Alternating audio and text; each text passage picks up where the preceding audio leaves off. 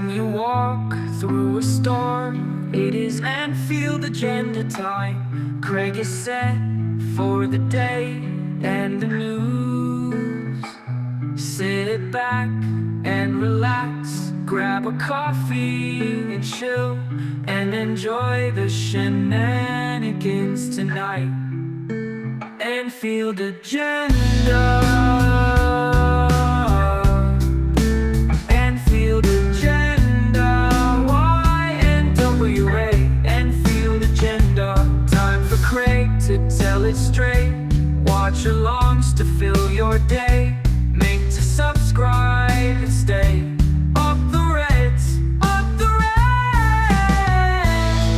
Oh, oh, ooh. Oh, oh, ooh. Oh, oh, ooh. Oh. Anfield Agenda. Anfield Agenda. YNWA. Anfield Agenda.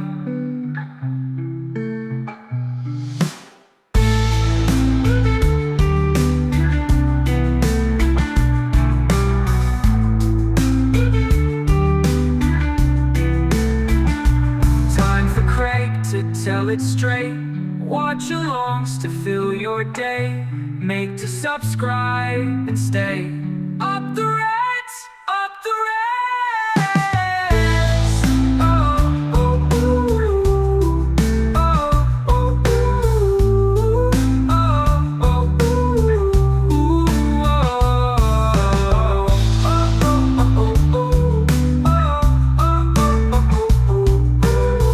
Oh, oh, oh, oh, Anfield Agenda. Anfield Agenda. YNWA. Anfield Agenda.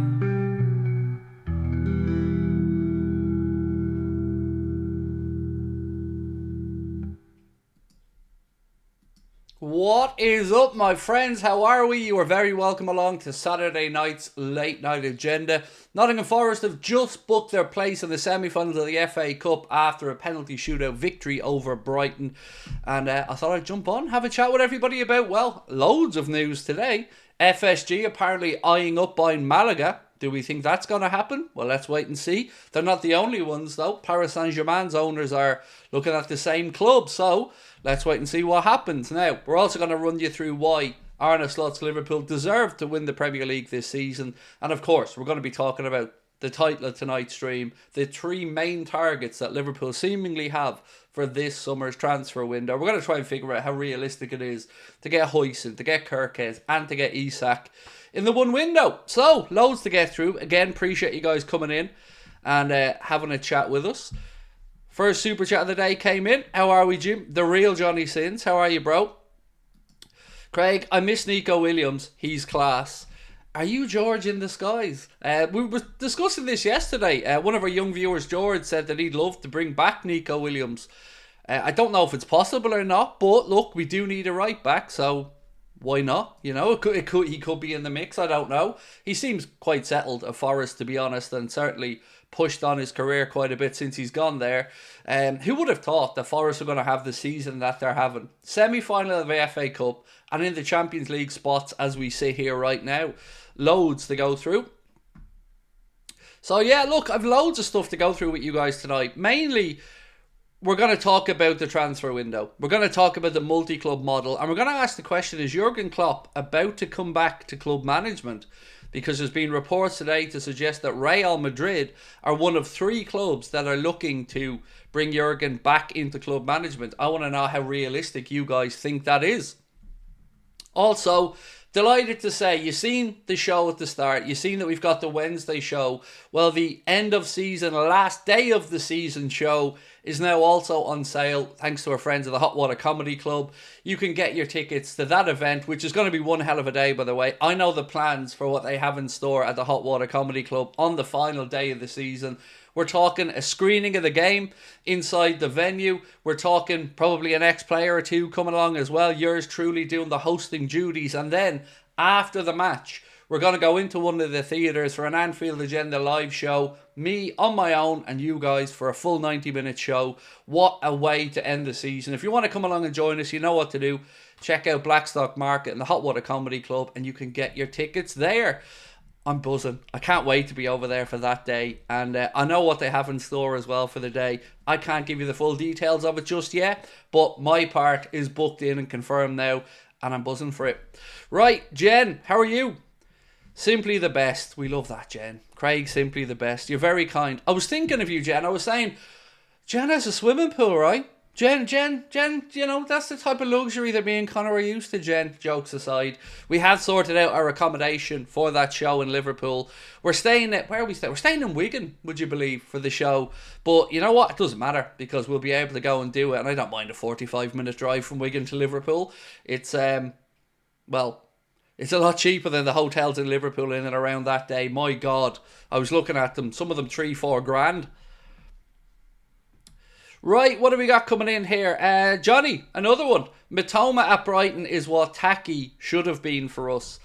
Yeah, look, he's a really good player, but he's getting on in years, and I think he settled there at Brighton, to be fair, Mitoma. They turned down a massive offer as well from the Saudi Pro League. I think it was about 80 million in the last window. So, yeah, he's a good player, but he's not going to be a Liverpool player. Right, I have so many messages to get through here already. Mark, the OG and only Mark, how are we, mate? Newcastle showing City how a parade is really done.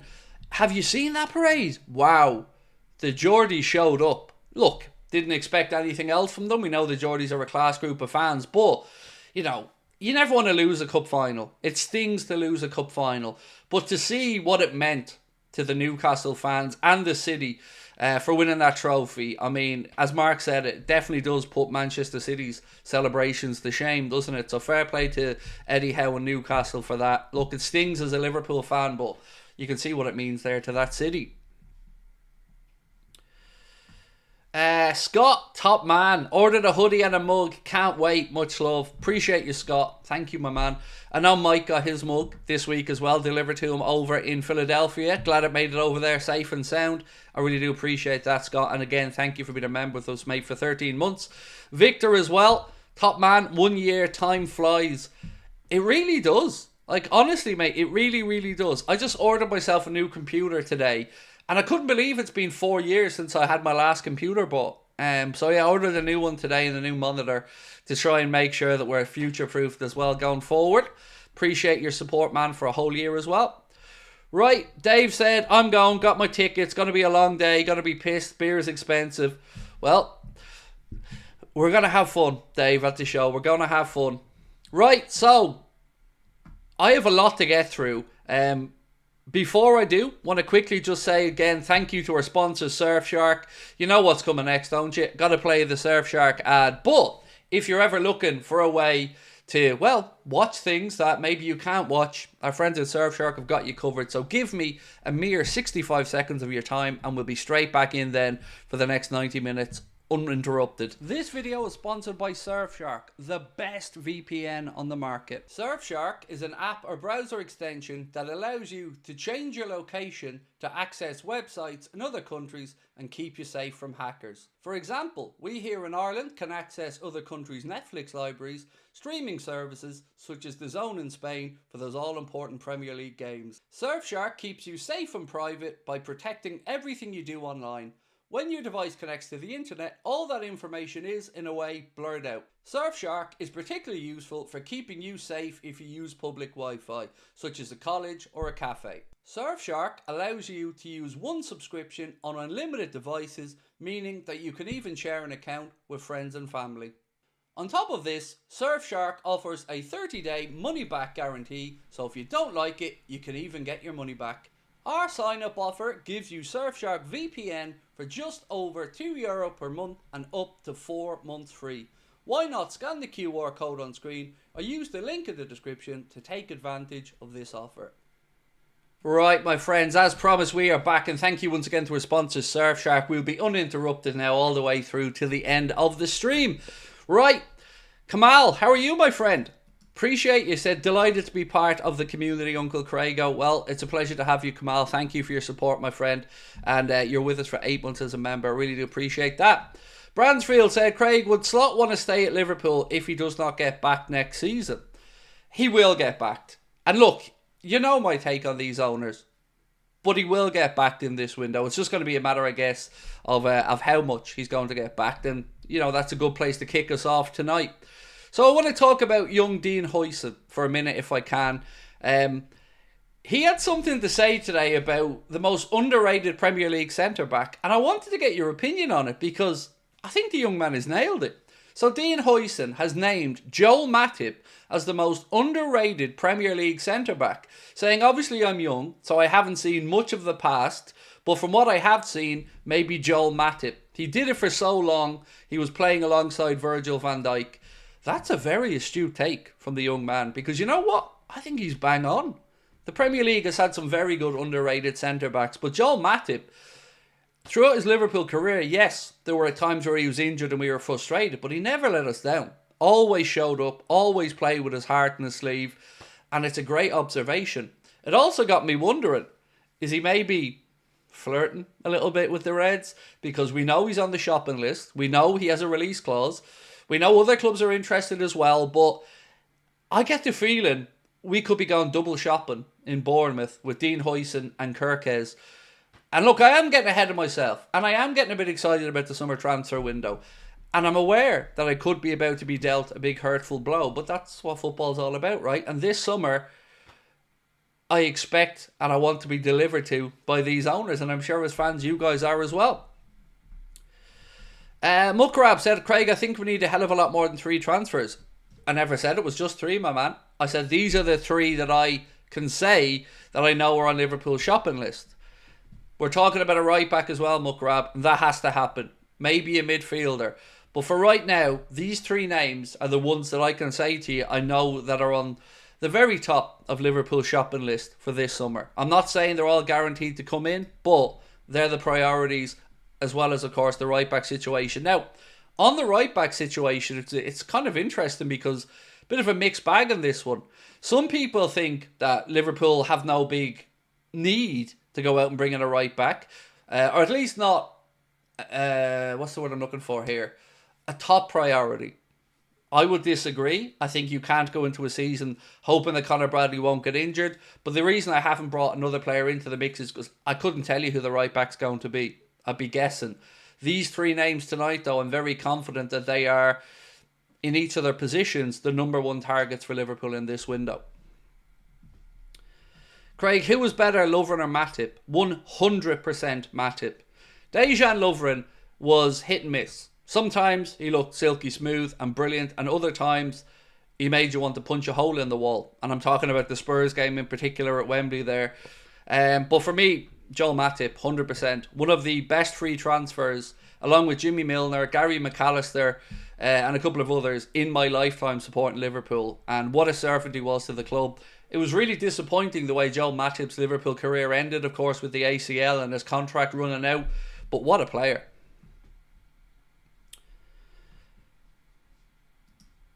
Going to the Fulham game, buzzing for it, hopefully for a win from Mutai Squirrel. Nice. Well in, my man. That's next Sunday, 2 o'clock, if I'm not mistaken. Brilliant one. I mean, any game that you can get to is always the time to celebrate, right? So, well done. Mark, GreederX, and I would like to say we hope that you enjoyed your holiday. We're glad to see you back. Thank you so much, Sheriff Torchwood. Had a great time. It was lovely to meet up with Lee Gunner over there as well and spend a couple of days with Lee. He came, stayed with us at the Villa. We went and watched an Elche game. It was brilliant. Really enjoyed myself. And I feel like a new man after a few days break. And much love to yourself and Mark as well. Right, so where do we start off? Where do we start? Right, let's start with the FSG news that broke today. So this isn't some Johnny come lately guessing at this. You're talking about some very good journalists here. So David Ornstein, Paul Joyce have both come out today and said that Liverpool's owners FSG are exploring the purchase of Spanish club Malaga. The initial focus, according to David Ornstein, would be to buy a majority share from Sheikh Abdullah Al Thani, who owns 51% of the club. David went on to say that a Liverpool delegation visited the facilities in February to assess the potential acquisition for a multi-club model. But Paris Saint-Germain's owners, they have eyes on the very same club as well. So they're certainly not going to get a free run at this. But it will be a very good acquisition for me as a fan if they bought Malaga. I mean, that would give us a club that we could bring through young talent at. A club that, again, would be in a very good part of the world, a beautiful, warm part of the world where Liverpool could, bring through good talent. And Malaga at the minute, if you haven't been following their fate, they're in La Liga 2 and they're at the bottom part of La Liga 2. So they really need to get their act together. They were once a Champions League club. So they're a bit of I won't say a sleeping giant, but it could be a good acquisition if FSG can get it done. I don't think it would have too many negative impacts on Liverpool, in all honesty. I think it would just give us an opportunity to bring through talented players and test them at a very decent level of football. So if they can get it done, at least then we're starting to see some signs of what Michael Edwards was brought back in to do, which is that kickstart this multi-club model. Have you ditched the red hoodie for Wednesday? Do you know what, Paul? I think I have to. Because it didn't do me well, did it? Over the last two, it's I think I'm going to have to step away from the red hoodie on the match days, Paul. You're right. Probably going to go with a grey one or something. Maybe this one even for Wednesday. I am so excited, by the way, about the Merseyside derby on Wednesday. Cannot wait. So yeah, what do we think? I'm going to ask you, what do you think about the idea of the FSG model of buying Malaga? So bear with me.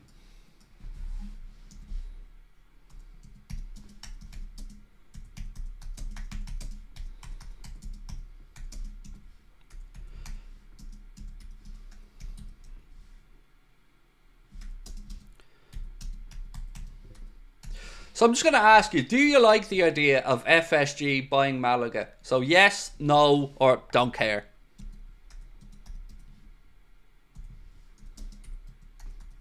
So vote away on that one while we get going tonight. And we didn't do the right back poll, so don't worry, I haven't forgotten. We're going to do that tonight as well. We didn't get around to doing that properly last night, so we will be doing a right back poll asking who you think is the best option for Liverpool to bring in to replace Trent Alexander-Arnold. Harry Klein, welcome to Anfield Agenda FC again, my man. Ben said he lived in Malaga about 30 years ago. Do you know what's really freaky, Ben? So myself and Lee were sitting talking one night, and Lee lives near Malaga. So he said to me, you should come over to my gaff in November. We'll go to a Malaga game. It's just down the road from me. So we were talking about Malaga for a while. And then I sent him that message today saying, look, Liverpool's owners and Paris Saint-Germain's owners are both looking at buying Malaga. So interesting times ahead. So for those who are voting don't care, I think maybe you're being a little bit short-sighted on this one. Because there will be an upside for Liverpool Football Club if they buy Malaga. It would give us a proper outlet to shop for some European talent, to maybe bring in players who can't get a work permit into the UK, bring them in, play them in La Liga 2, bring them through. And I think there is a lot of upsides to this for us as a club. For HUIJSEN, as an example, he came through and supports Malaga, I believe.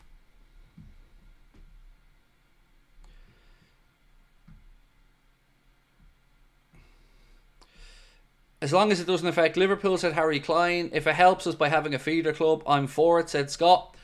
Look, there's ups and downs to the idea of a multi-club model. It's not all champagne and skittles, but, if you're Malaga as an example, their fans might look at this and think, well, are our ambitions now going to be as a feeder club? Is that all we're going to exist for? But I would say they're going to have this problem with Paris Saint-Germain's owners and Liverpool's owners. So ultimately, I guess the trade-off for Malaga fans would be that they would probably have a better chance then of getting promoted back up to La Liga and being back in the top tier of Spanish football. David said, I wouldn't wish FSG on anybody. Malaga fans have already suffered enough. They certainly have. As I mentioned at the start, they were a Champions League squad not too many years ago, and obviously the owners and the money was pulled out of there, and they have languished down in La Liga 2. Mukrab said, Craig, we can buy the young, risky investment talent from Malaga instead of buying them from Brighton. Exactly. And that's exactly where my thought process is here as well. So let's use Ekitike as an example. Excuse me, Ekitike as an example. He came through, went to PSG, didn't work out, and then he went to Eintracht Frankfurt for about 16 or 18 million euro. They're now asking about 60 million pound for him. So if Liverpool could have done that, brought in a player like that, put them to a club like Malaga, in this instance, okay, maybe Malaga wouldn't have worked too low a level, but it certainly gives an opportunity to bring through some of those young centre-backs. Maybe Rio Nyamoha as an example. Somebody like that could go on loan there for a season. Neil said, I think Arna will be back. I said yesterday that we'll be busy with both outgoings and incomings. What I want is our business done early. No more Zubamendi nonsense. Bid, accept, here we go. I'm with you, Neil. I agree with you 100%. No dilly-dallying this summer. Liverpool have got to get their finger out and get these deals sorted early doors. Because there's no excuses, right? We've had long enough now to plan for it. They know what's happening with right back. Looks like Virgil and Mo are going to be staying if all goes to plan there, which again is good news for us fans.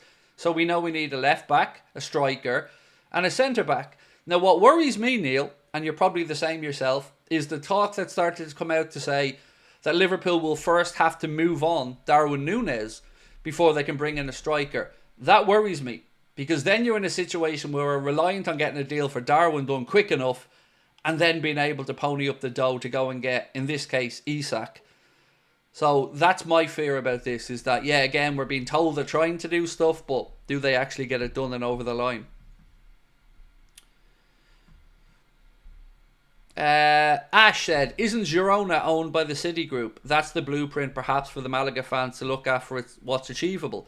It showcases that they're not restricted by this kind of ownership. Good example, Ash. And of course, UEFA and FIFA are now looking at changing and altering their multi-club ownership model. So, you know, you can have clubs owned by the same owners, let's say, playing in the same European competitions. That looks like it's going to be something that becomes less of an issue moving forward. And yeah, you're right, they are owned by the City Group of clubs. So, again, like Red Bull, again, these are the type of models that Liverpool's owners have been looking at. Paul, how are you, my man? Said, any news on utility players across the back four? Not really. So a couple of people have been mentioning Feyenoord's right back to me as a potential option. I guess the utility aspect may come in if we move on Joe Gomez, Paul. Like, for me, I'd love Joe Gomez to stay. Because he can fill in right across the back four. Obviously, we've seen Jarell Quansah now can play at least 3 of the back 4 positions. So if we could keep Quansah, bring in HUIJSEN, get Canade a new deal and keep Virgil, you know, then you can afford to probably bring through a young centre-back to make up that 5th centre-back spot. But I do understand your fear as well. We don't want to leave ourselves short, as an example.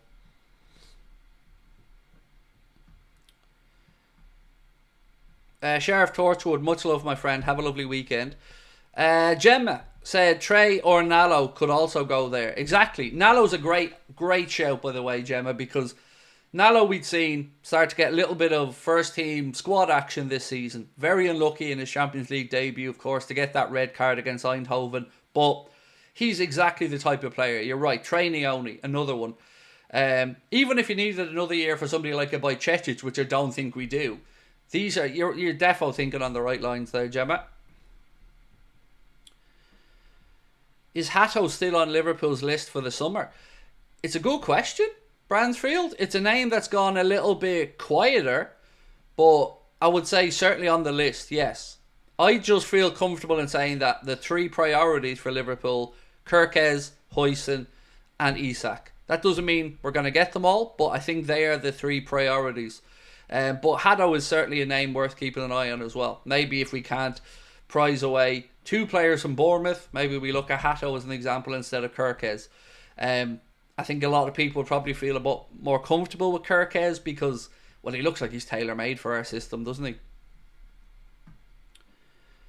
Right, loads more news to get through. Let's talk about Arne Slot and what he's managed to achieve so far this season with Liverpool. Liverpool have scored 69 goals in the Premier League this season, which is the most of any team. We've conceded 27 goals, which is the second best of any team. Liverpool have 12 clean sheets in the Premier League this season, which ranks top. Total shots, 492, again ranking us first. Shots faced, 281, and guess what? That's the least amount as well, so Liverpool are topping that metric. Expected goals, our XG this season, 66.1. And remember, we've scored 69 goals, so we're overperforming our XG there by just shy of 3 goals. And big chances created, Liverpool have 118 this season, ranking, you guessed it, first. So it's no fluke that Liverpool have won this Premier League, despite what Arsenal fans and others may try to have you believe. The numbers back up that Arne Slot has done remarkable work this season and that Liverpool are deserving to be top of the pile at the minute. Let's talk about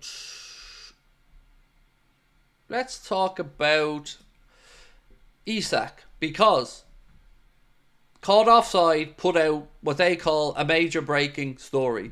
They said Liverpool sources are increasingly confident about signing Alexander ISAK. Newcastle could realistically have to accept offers of around £120 million according to the latest reports. Now, I remember an interview with Newcastle, one of their directors or one of their senior higher-ups, where they said that there will be occasions over the next few years in their development that they may have to sell one or two of their star players to allow them to take steps forward. So he described it as one step back to take 2 steps forward. And ISAK could be one of those players. So there's no amount of articles written now to suggest that Liverpool are going in for ISAK, whether it's from Fabrizio Romano speaking about it, whether it's people covering the Liverpool patch speaking about it, whether it's, you know, people who just cover football speaking about it. It really does seem like Liverpool are all in on trying to get ISAK. Now, it's all very well and good saying that, but we got to make sure we put that offer in, that it gets accepted and we get it done. So we've also heard things like Liverpool won't make the approach for ISAK unless they get any indication from Newcastle that they would be willing sellers. So we're going to have to wait and see if Newcastle are willing sellers. Craig, in your heart, do you think FSG will back Slot 100% this summer? Look, I'm always doubtful as to how much backing. And for me, I'm a little bit torn on this one, and I'm going to try and explain why. So there's 2 ways we can look at this summer transfer window. We can look at it and say, are they going to splash the cash? And what's the net spend going to be at the end of the window? And we are going to have a net spendometer running throughout to keep you up to date throughout the window with how much Liverpool's owners have roughly spent net. But also, I ask myself a question at the end of every single transfer window. And that question is this squad in a better place than before the window?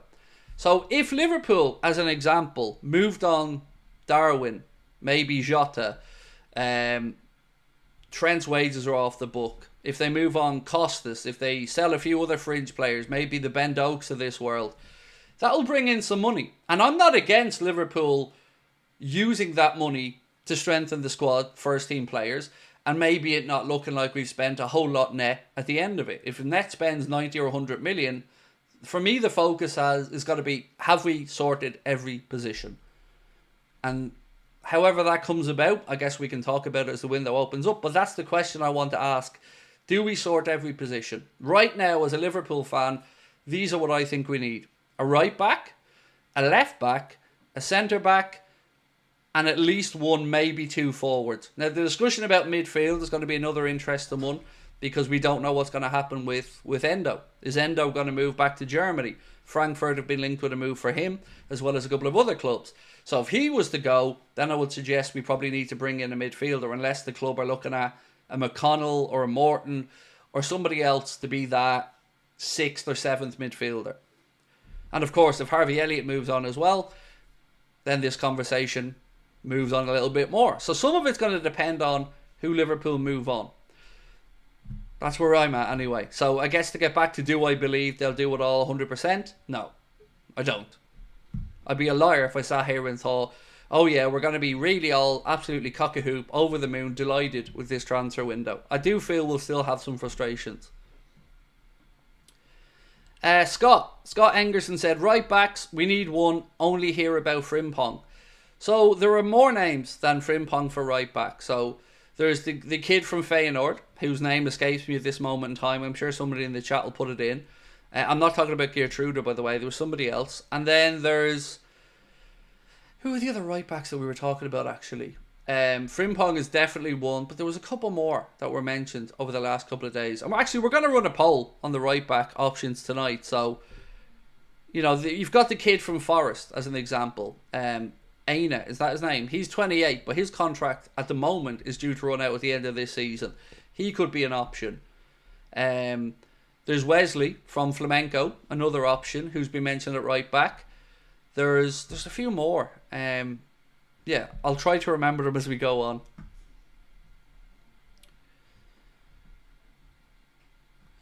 The Porto one, said Lewis. There's a few. There has been a few mentioned. Now, of course, we didn't know whether we needed to go right back shopping until, well, the last week pretty much. Mukrab said, if Slot has worked with that Feyenoord kid before, he trusts him, get him. I don't know, man. I'm nervous when we bring in players from the Eredivisie. I am. Because it's a big jump up to the Premier League.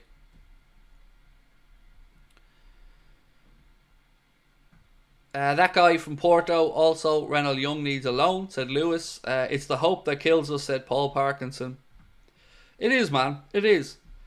But I said this to myself, Paul. I can either sit here every day and be Mr. Negative and piss and moan about FSG and never look too positive, or I can be open about the summer window and see what happens. So right now, we know we're going to win a league title. No other trophies for Liverpool to play for this season. We need to get 5 wins from the last 9 games to sort this out.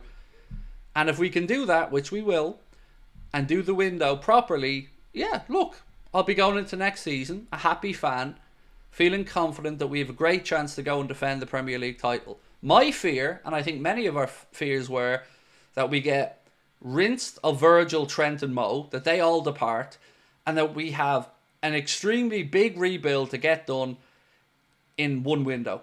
And I never felt that that was possible. But with the news this week that Mohamed Salah and Virgil van Dijk's contracts are looking far more likely to get sorted, I feel a lot more relaxed. Because now we can get the 3-4 core pieces of business done and go into next season optimistic. We'll have Bajcetic coming back. We know we have a goalkeeper coming in. We'll see what happens with him. The last 9 games of the season are going to give us a really good indication of where Slot is thinking about Federico Chiesa. Then, of course, we've got the likes of Luis Kumas, who's on Jaden Dans to come back in the summer. Rio to come in. So there's lots of positives. And Liverpool do have some players within the structure that may be brought up into the first team to, I guess, fill it out a little bit.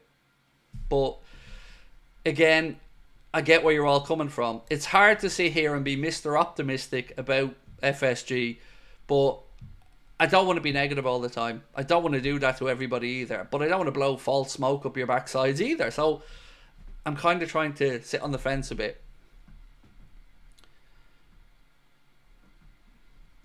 So in other words, be the league owner of Liverpool. Do you know what? I think Lee... I like Lee's standards that he holds his club to. I genuinely do. I'm not saying I agree with every decision that Lee wants, but ultimately, I think it's very fair that if Arteta doesn't start delivering trophies, he should be under pressure. 6 years into his job now with 1 FA Cup, with a shit ton of money spent. Jason, how are you, my friend? Jason said, surely Kelleher will take off too. He'll want first team game for sure. Maybe a Bournemouth deal perhaps with the 2 defenders. Well, it looks like Bournemouth are going to be making Kepa permanent. And there's been some reports today, Jason, to say they're really happy with Kepa's season and they want to make him a permanent signing from Chelsea. I don't know why, because I don't rate him personally, but Kelleher has 1 year to go. So yeah, it will be Kelleher getting sold this summer. Now look, we could go back and talk about whether we think we needed to bring in Mamardashvili. But ultimately, yes, we will sell Kelleher this summer. I would imagine you're talking a fee, 30, 35 million pound maybe. And he deserves first team football. And he deserves to go and play at a good level as well. I'll never understand why we didn't have the faith in Kelleher that we are seemingly willing to put in Georgi Mamardashvili. That I'm always going to be confused about. Don't forget the 2 charity shields. Yeah, nobody counts them, mate. The only people that count charity shields are United fans out of desperation to try and make out like they're not the second most successful club in English football.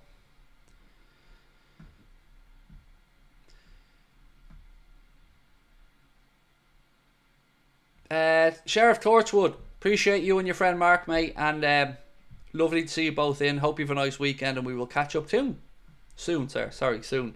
Right, let's get back to the news. So there was a bit of Anything Liverpool put up a good post, basically comparing Hugo Ekitike and Alexander Isak, and the comparison was interesting. So Hugo, 22 years of age. Isak, 25 years of age. So Isak is right now coming into his prime. Hugo at the early part of his prime, let's say. Pre-prime, if you want to call it that. Career games, Hugo's played 141.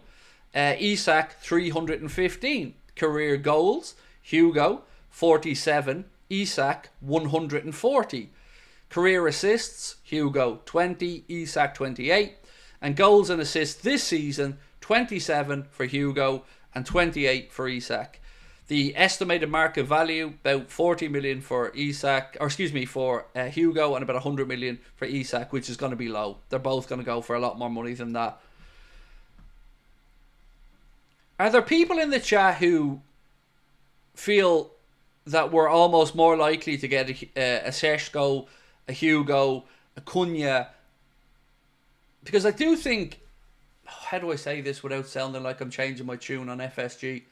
If we look at key positions in Liverpool, so the goalkeeper, attackers, centre-back, FSG have gone big on those key positions. Now, they haven't funded them all themselves. The Coutinho money certainly got us Alisson and Van Dijk. Darwin Núñez as an example. They did go big there. It didn't work out. But we did spend €100 million all in or thereabouts for Darwin. So maybe there is a chance that they go big for Isak and spend upwards of £100 million. I'll believe it when I see it, but maybe.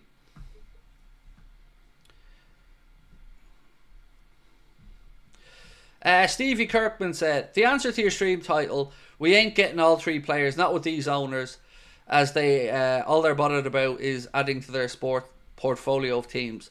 Look, I mentioned Stevie at the start of the stream. I can either come on here and be Mr. Negative every day, wear everybody down and myself down, or we can be open-minded about it. Because either way, what's going to happen in the summer is going to happen. And you know me at this point, if FSG aren't doing what we're expecting, I'm not going to be shy about coming out and talking about it. I'm not going to be shy about demanding better, and I hope fans will be the same. But I don't want to be negative, and I don't want to go into this window with a headache. I want to go into it with a bit of optimism, and the optimism for me will come from believing that we can defend the Premier League title. That's the goal for next season for me. So Jurgen, let's talk Kloppo. A report today that suggests that Real Madrid are among one of 3 clubs looking to bring Jurgen Klopp back for a sensational return to club management. I don't want him to come back. I could cope with Klopp on maybe going and managing the German national team in the future if he decided he wanted to. But I really don't think Jurgen Klopp is a Real Madrid manager. I could see him managing Atleti, but then again, I didn't think we'd see Jurgen going working for the Red Bull brand either. You know, we've seen the pushback from fans of Dortmund and fans of Mainz when Jurgen was announced as the head of football operations or whatever it is for Red Bull. So maybe he would go and manage Real Madrid. It would really surprise me, though. He just doesn't seem like a Real Madrid manager. I would have always put him in Atleti over Real, but, that's just my 2 cents on it.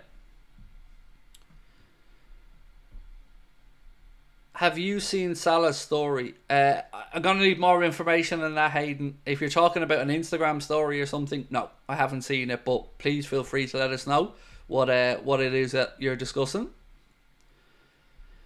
Matt Denny said, Craig, would you let FSG off the hook if we only get ISAK in the summer and fill the rest of the squad with youth players? Not a hope. Not a hope, mate. No.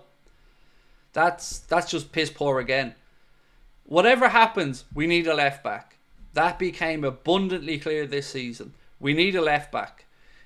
Whether it's to use Robbo more sparingly and keep him a pristine fitness, we need a left back. So that has to be filled with a proper Premier League caliber player. Centre back is an interesting area for me, because some people would make an argument that we don't have a dire need to bring in a centre back. I would argue very differently. So for me, a dream scenario there would be to have Kanade, Virgil, HUIJSEN and Kwanzaa as 4 centre backs. And I'd be open to the idea of Gomez getting moved on. Right back, look, you can't go into the season with just Bradley, because we don't know what Bradley's fitness levels are going to be, whether he'll carry these injuries through to the next season. Midfield, I'm open-minded about. Not really sure how much work needs to be done in midfield. It depends on what the manager wants to do with Stefan Bajcetic, James McConnell, and a few of the other fringe players. And up top, I'm interested because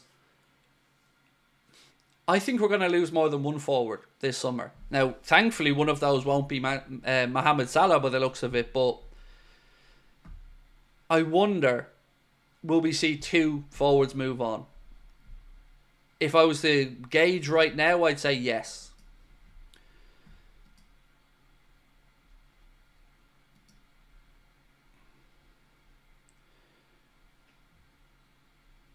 Oh, so it was just Salah sitting there with Szoboszlai, Kanade and Trent. Good. I always love to see the lads hanging around together. Shows good team camaraderie. And hopefully Mo was telling Trent that he's making the wrong decision. That's what I'm hoping in that. And also, don't forget, we need to get Kanade's contract sorted as well.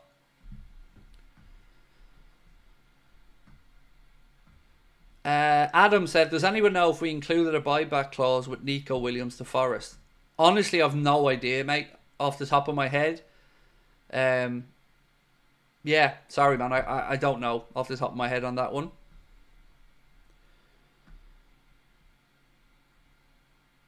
Yes, Connor says, Connor's in the chat and he does indeed have a half marathon in the morning and he has a stomach bug.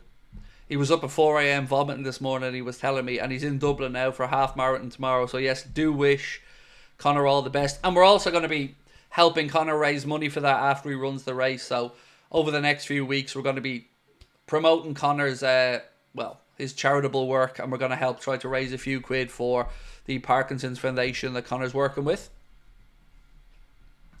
So yeah, I hope you're feeling well, dude. I do. I hope you're feeling well. Rest up. And he tried to play it safe as well when he went out for dinner last night, having passed it and everything, trying to play it safe.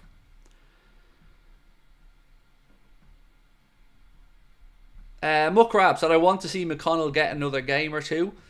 He definitely feels like a player that Arna believes in, doesn't he, McConnell? Because as soon as that injury happened with Tyler Morton, it was McConnell immediately cancelled the loan that he was going to go on and was promoted in to be the extra body there for him in midfield. So it certainly looks like Arna has some belief in him. Right, we've now had 1,000 votes and we asked, do you like the idea of FSG buying Malaga? This one was really close, but 37% said yes, so that was the most voted for. Second place with 34% was don't care, and third then with 28% was no. So thank you to everyone that took part in the poll. Really do appreciate you on that one. So, right back. I want some options. So give me some names. I think 4 will do us. Give me what you think are the 4 most realistic options for us at right back going into this summer's window.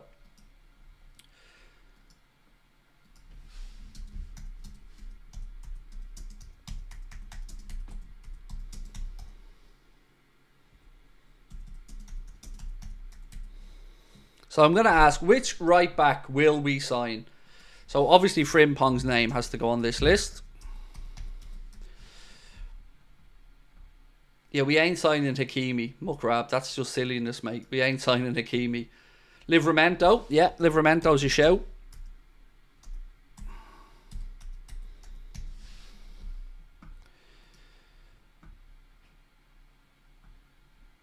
So we've got Frimpong, we've got Livramento. Wesley was that Brazilian kid. So Wesley.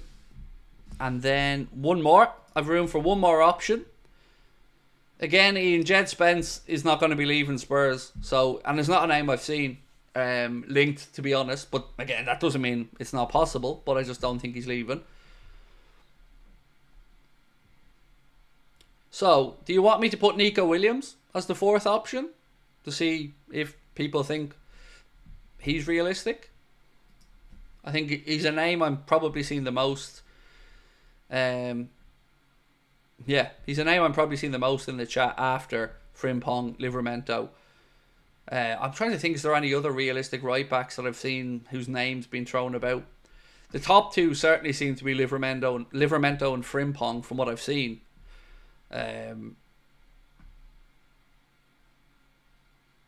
Yeah, I'm going to go and stick in Nico Williams just to see.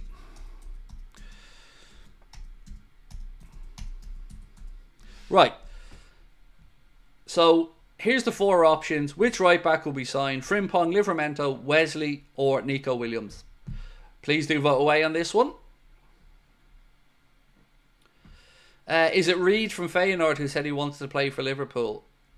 There was certainly somebody said, a guy called Reed, who said he would play for Liverpool. I don't know what club he was at, to be honest. Who's the Brazilian lad we were linked with? That's Wesley. That's the guy from Flamengo. Paul said, have you read the web gossip about Klopp being the next Real Madrid manager? Yeah, we mentioned it a while ago. They said that one of three clubs that Jurgen's been linked with a move to. Look, I don't see Klopp managing Real Madrid, but I wouldn't have seen him working with the Red Bull brand either. So I always thought, like I mentioned a while ago, if he came back to manage in Spain, it would probably be with Atletico Madrid. But let's wait and see. Stevie, the stuff on Haddo has gone quiet. Now, that doesn't mean he's not in the mix, but it's gone a lot more quiet than KERKEZ. A lot of the talk over the last week or so has been around KERKEZ as Liverpool's number one option at left back.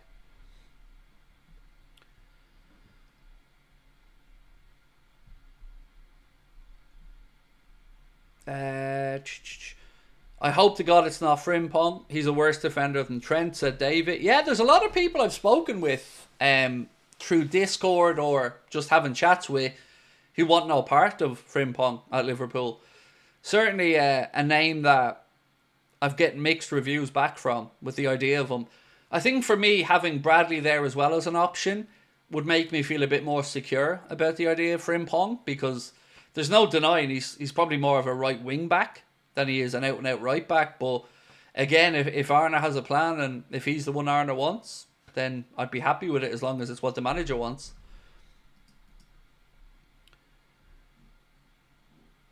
Right, 1 second.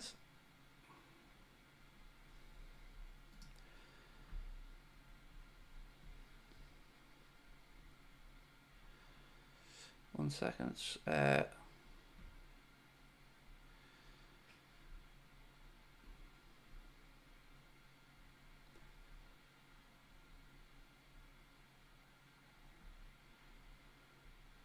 Okay, so on Nico Williams, and thank you, Mark, for sending this on to me. Liverpool have a sell-on clause on Nico Williams of 15%.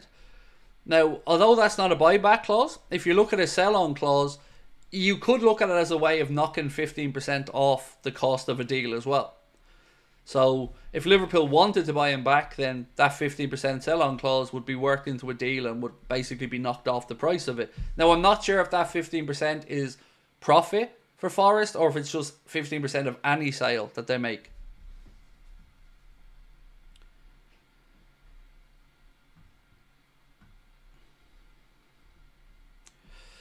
Mukrab said, why can't we get Hato can play centre back and left back and KERKEZ? Again, everything's on the table, Mukrab, at the minute. I'm not sitting here trying to say to you that it's only going to be these players. Not at all. Everything's on the table, and Hato's name is certainly one that's in the mix. And as you've said, versatility there, left back, left centre back. It's just a matter of, is he ready to come in right now and start playing? And that, I would feel more comfortable personally going in and bringing in KERKEZ. Denny said, Frimpong is rapid, but I don't think he'd fit the slot system. Don't you think? Look, I agree.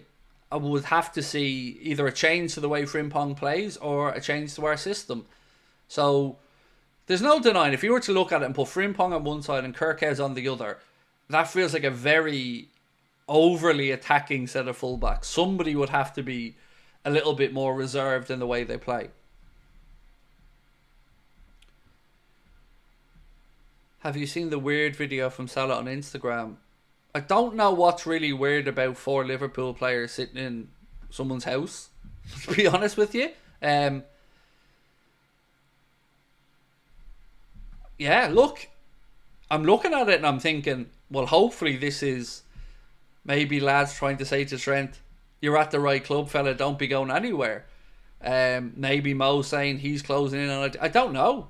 I don't know what to read on it, but it at least shows they're on good terms, which is good news.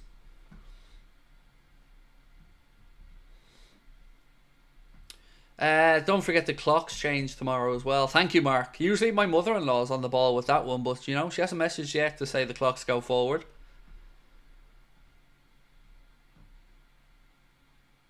I think people read too much into social media posts. Yes and no, David. Mohamed Salah would have had a reason for posting that. Now, I don't know what that reason is, but he would have had one. He's very good with his social media posts. And as we know, on Instagram, Mohamed Salah is bigger than Manchester United.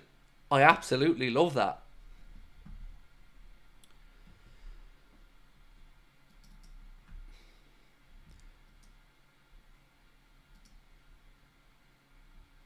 So, let's talk about Sesko for a second.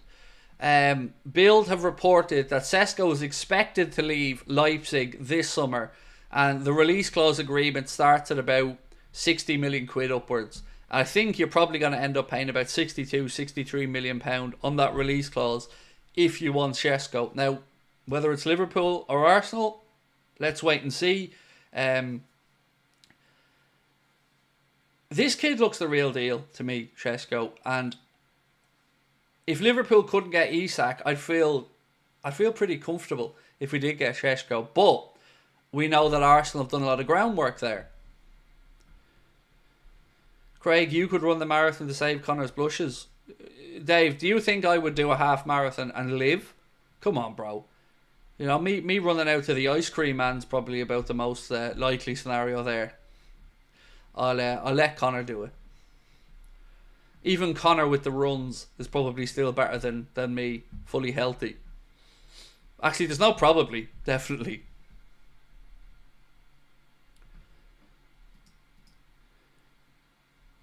So, again, still keep voting in that poll, by the way, on the right back situation. We're asking, which right back will Liverpool sign? Frimpong, Livramento, Wesley, or Nico Williams? Do please vote away if you haven't done so. CHD Warrior, welcome in. Everybody else that's watching as well, thank you for giving up some of your Saturday night to come and have a chat with me.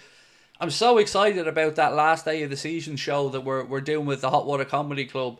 I'm going to try and give you a rundown of the day, because some people were a bit confused when they bought their tickets that it says 7:30 on it.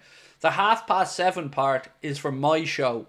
We're going to be doing an Anfield Agenda show in the last day of the season at the Hot Water. But I'm also going to be part of other festivities throughout the day at the Hot Water. So I'll probably be there from about midday. There's some talk of me doing some hosting duties on the main stage in the communal area, which will be free for everybody to come in. They're going to be showing the game on the big screen. While the game's been shown on the big screen, I'm going to be off in a private area doing my watch along as usual. And then I'll be back out when we do the trophy lift, and I'll do my live show then in the theatre. So there's going to be a whole day of stuff at the Hot Water Comedy Club, I believe starting from 11 a.m. midday all the way through till they close at midnight, and it's going to be a tremendous event. So if you can't get to the final game of the season, why not come? Even if you don't get tickets to my show, come along to the Hot Water at Blackstock Market, where they're going to have festivities all day, the game on the big screen. It's I think the big screen's like 15 foot wide, something like that. It's huge. El Harvo said, imagine if we had owners that looked at it and said, move Jota and Nunes on and let's get both ISAK and Šeško. I don't like City, but their class 11 and bench is a dream we'll never live. We do have a youngster as well in Jayden Danns that we have to keep in mind here when we're talking about forwards as well, because he's not far away. So for me, if you brought in ISAK and had Danns as the second centre forward, I wouldn't be against that one bit. We know Cody Gakpo with a pinch can play in there. So for me, if you went into next season with ISAK, Danns, Salah, Gakpo, and either Diaz or Jota, because I can't see us moving all three on, that would be alright with me.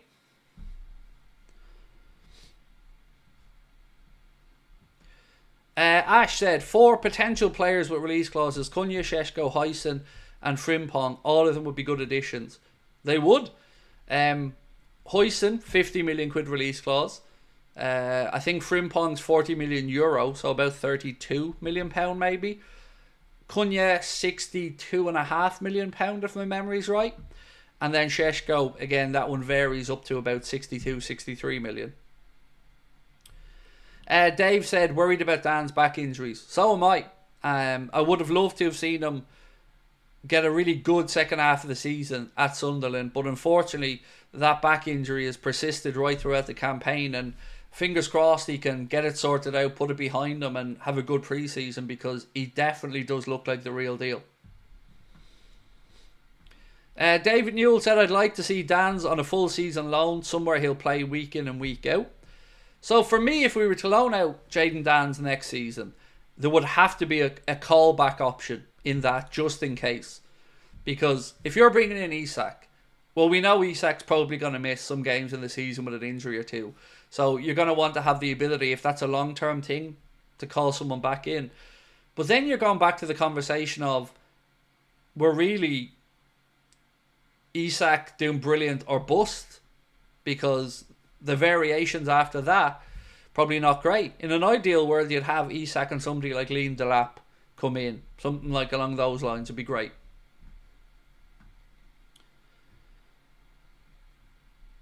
Mark Bell said FSG are cheap, so they'll most probably go for Frimpong. Look, whether at 40 million euro, I don't think that's necessarily overly cheap for a right back. You know, look at the right backs we have in our squad right now.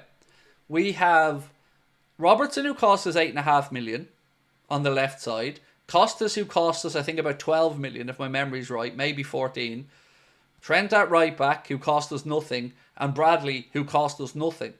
So our whole collection of fullbacks, the 4 of them cost us about 20 million quid. And I think we'll say they've served us quite well. Especially Robertson and Trent, who between them cost Liverpool 8.5 million quid. Or one Kevin Stewart. So, again, I don't know if 40 million euro for Frimpong, it seems cheap for the player, but if you're looking at the position, it's probably not bargain basement money.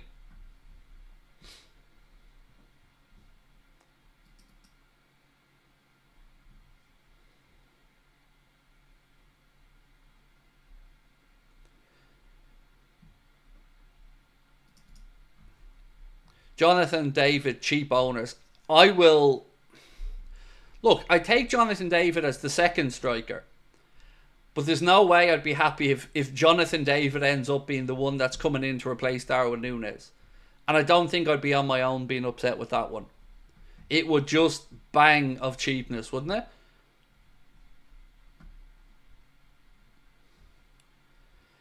Muckrab said, do you think we make any transfers in that first window? It's possible, right? I mean, you're talking 6 days between the two windows. So again, just in case anybody wasn't with us last night, there's 2 summer transfer windows. One that opens on the 1st of June that runs until the 10th of June. And then it opens again on the 16th of June and runs all the way through to the 1st of September. The reason they have to close it for the 6 days is in the Premier League's rules, the summer window can only be a maximum of 12 weeks long. And if they included it from the 1st of June all the way through, that would be 13 weeks. So hence the reason they're closing it for that 6-day period. So yeah, maybe we could get somebody in. It would certainly be a positive start to the summer transfer window, wouldn't it? To get you're allowed a maximum of 2 in that first window. But it would certainly be a good start if we got somebody in. It would show that we're prepared and that they have groundwork done. So yeah, do you know what? I'm going to go a little bit further actually. I'm going to say I'm going to be a bit disappointed if we don't get somebody in that first window, because we're led to believe that there's plans A, B, C and D, and we know managers want players in as early as possible. So there's no reason that we shouldn't be able to get somebody in straight away.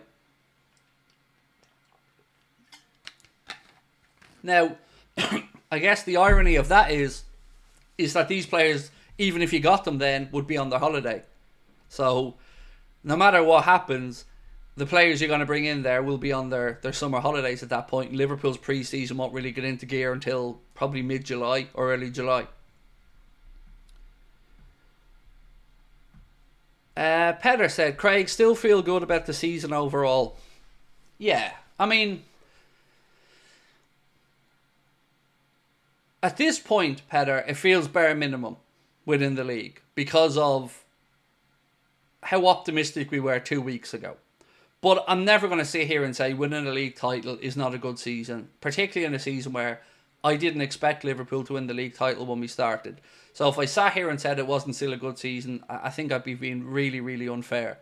Now, it doesn't mean I don't feel a bit disappointed that we went out of the Champions League and lost the League Cup final in 1 week. That was a really, really tough week to take, because you went from dreaming about this extraordinary first season for Arna with a double or a treble to you're going to win the league. And we kind of gotten used to the idea of winning the league, so it didn't feel as new and fresh, if you get me. Because for me, we've had the league wrapped up for a little while. But yeah, still a good season. Still a very good season. Ian Taylor said, wouldn't surprise me if KERKEZ came in first, stacked. He just looks like he's tailor-made for us. And, you know, you hope the fact that Bournemouth have prepared in advance for him departing, the fact that he's talking about seeing what happens in the summer window, you would think that Liverpool would have to be right up there. United already got their left back when they brought in Dorgu, so it's not going to be United looking at him. So why not us?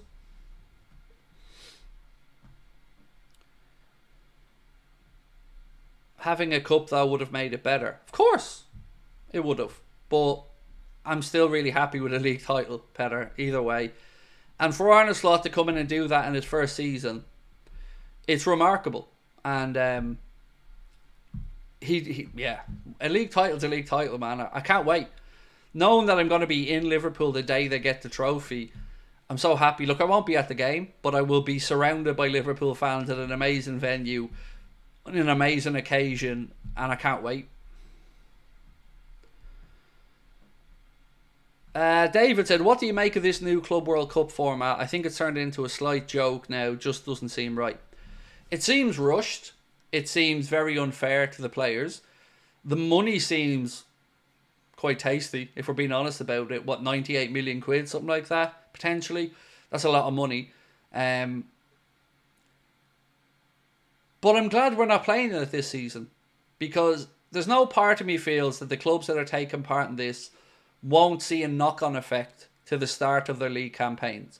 So Chelsea and Manchester City are going to be the representatives, obviously, from the Premier League. And if I was a Chelsea or Manchester City fan, I would be nervous about the start of the next season. Pep Guardiola doesn't look like he's bothered one bit about the Club World Cup. Real Madrid, according to reports, are obsessed with the idea of winning it. So, you know, that competition's going to run until, is it the 15th of July? Something along those lines. In an end of a season where the players have had pretty much no break either. So it just seems greedy, and shoehorned in because FIFA wants some of the money that UEFA are making from club football. UEFA have, all the leagues around Europe, the Champions League, the Euros, and then you've got FIFA who have the World Cup, and that's pretty much it. They have other associated tournaments, but that's the big money maker, and the Champions League money dwarfs that. Can you repeat the news about your gig on the final day of the season? Absolutely, Mark. So, as you know, we're doing our end of season show, this one, with myself, Chris, Steve, Connor and Jack. That's taking place Wednesday the 28th. But today, the tickets went on sale for the event that I couldn't fully talk about, which is the last game of the season. That's going to be shown at the Hot Water Comedy Club. There's going to be stuff going on all day there. I believe it's going to be free entry as well. And then I'm doing a ticketed show that night at 7:30 at the Hot Water Comedy Club as well. And those tickets went on sale today. So, as an example, don't take this as gospel just yet, but the plan is something along these lines. I interview a former player on stage. They show the game on a big screen for everybody to watch. While that's happening, I'll be off in a private area doing my watch-along as normal, so people who are tuning in for the watch-along will still get the watch-along. And then after that, we'll have the trophy lift and all the fun stuff, and then I'll be on for another show at the Hot Water from 7:30 to 9 o'clock. It'll be just me on stage for that one, but for the one on the Wednesday, it'll be a very different show and a very different format with 5 of us and me being interviewed that day. So, 2 very different shows, but what a day that is going to be on the Sunday at the Hot Water. I'm so happy to be part of it.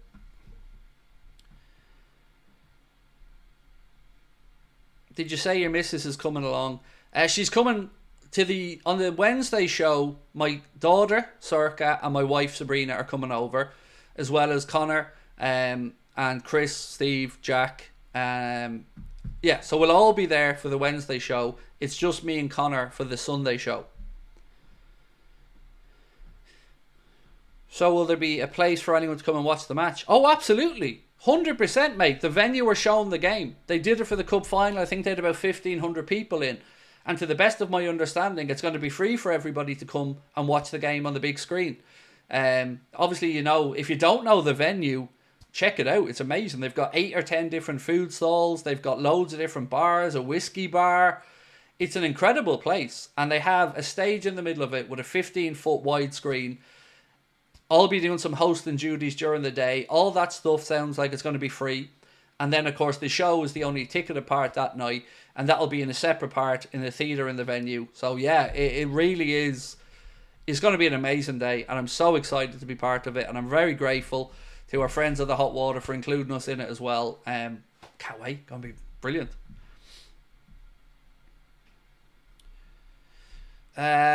Petter said, I think he'll draw the next 2 games. I don't. I think we beat Everton, and I think we beat them convincingly on Wednesday, Petter.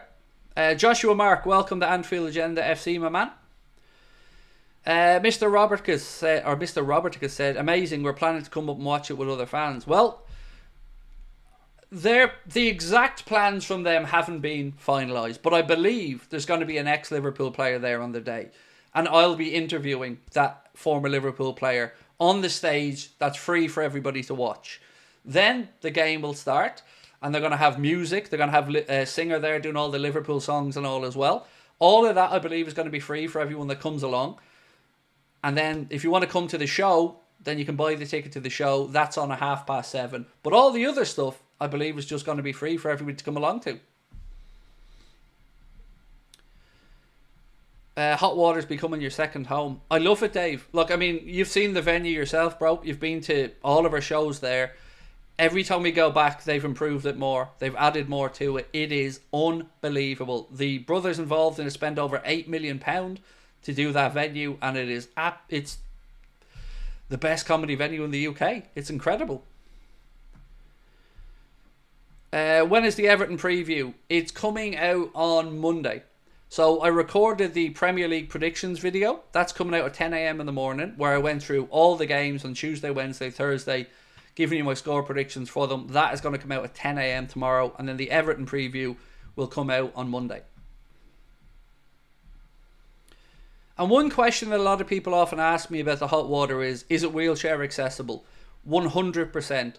Not only is it wheelchair accessible, I would go even further than that to say it is built with disabled people's needs in mind from the ground up. There's bays in every single theatre. The whole area is on one level and wheelchair accessible. It's brilliant. It's one of the reasons I love the place. They're been so thoughtful in how they've built it from the ground up.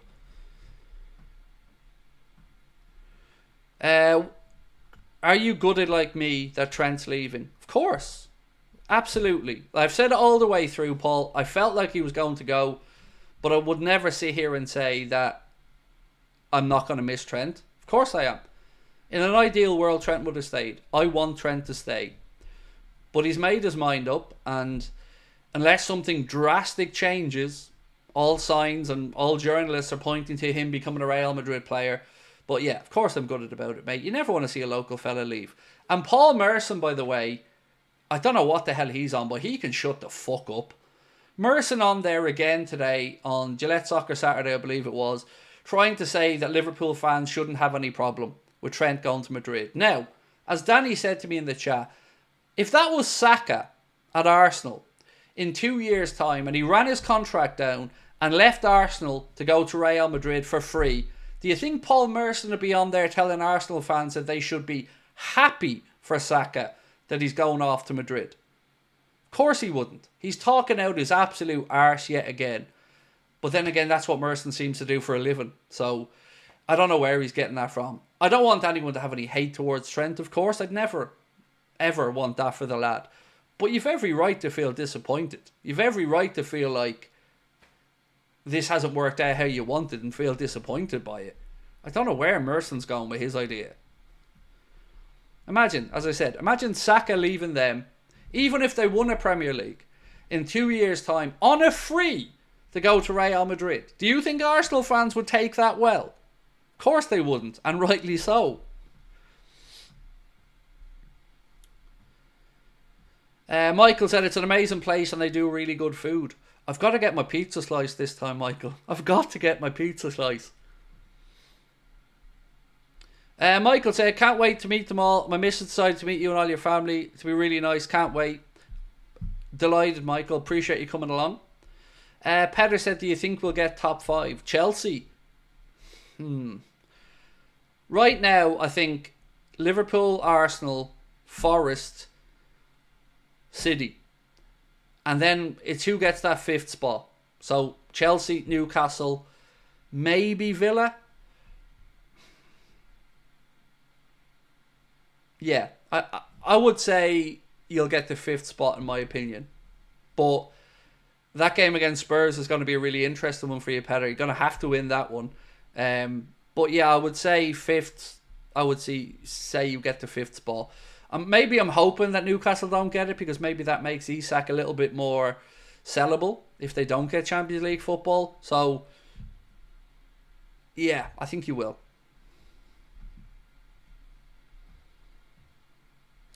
Ash said, it's like anything. People can only relate when it happens to them. Like the offside goal at Spurs. Managers defend the refs.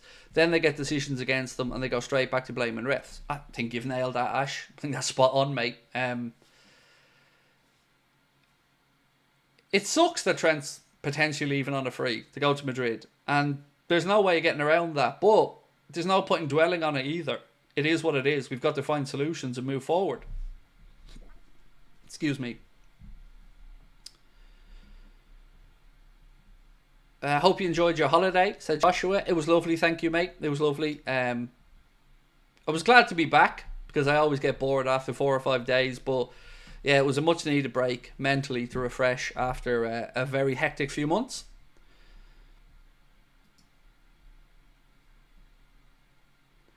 Saltman, how are you, bro? Good morning and greetings from Oz, Craig. Loving the show. Really do appreciate you, my man. Thank you. And good morning to you as well. It always blows my mind, mate, to see people tuning in from Oz or New Zealand or America or Canada or anywhere, really. And welcome in again. It's lovely to have you. Michael said Paul Worson would be crying like a baby. He would, and rightly so. You know, I don't understand how anybody doesn't expect Liverpool fans to be disappointed. Like, yes, Trent has won everything he can win at Liverpool, and that definitely is something that he'll always be able to look back on. But leaving your hometown club on a free for what has been considered the enemy of us in Europe, and the thorn in our side in Europe for the last 7, 8, 9 years, there's no saying that doesn't hurt, you know. But again, it is what it is. There's nothing we can do about it as fans other than hope that we bring in an adequate replacement. Like, bitterness and all that stuff aside, do I think this is the right move for Trent? No, I don't. I really, really, really, hand on heart, don't. Because if he thinks he's winning a Ballon d'Or, he's not. He's never winning a Ballon d'Or, whether he's at Liverpool, whether he's at Real Madrid, or anywhere else, he's not winning a Ballon d'Or. When he goes to Madrid, he's got Bellingham, Vinicius Jr., Kylian Mbappe, all ahead of him, looking for a Ballon d'Or. So there's no chance that's happening for him. With regards to winning stuff, well, yeah, he may win stuff in Spain. But if he thinks that the grief he gets from the pundits and opposition fans is bad in England, wait till he sees what happens in Madrid when he stops playing well or when he makes a mistake. Think the English media and fans are vicious. He's going to be on a whole new level when he's over there in Spain, when he makes a mistake and they're screaming for Carvajal to come back in and waving the white handkerchiefs and he's being slaughtered in the media. You know, these are the same fans who booed Ronaldo. Ronaldo and what he did at that club, and they booed him. This is the same fans that when they were signing Eden Hazard for €100 million were singing "We Want Mbappe." You know, Real Madrid to me is the antithesis of everything I like about football. I despise the entitlement of them. I despise the whole way themselves and Barcelona are set up to just be continuously making more money and more successful in La Liga. It just doesn't appeal to me in the slightest. They would be so far removed from my beliefs as a human being and what I think is important from a socialist perspective. It wouldn't even enter my mind. So to see a fella from Liverpool who grew up wanting to captain the club go over there, it feels really alien.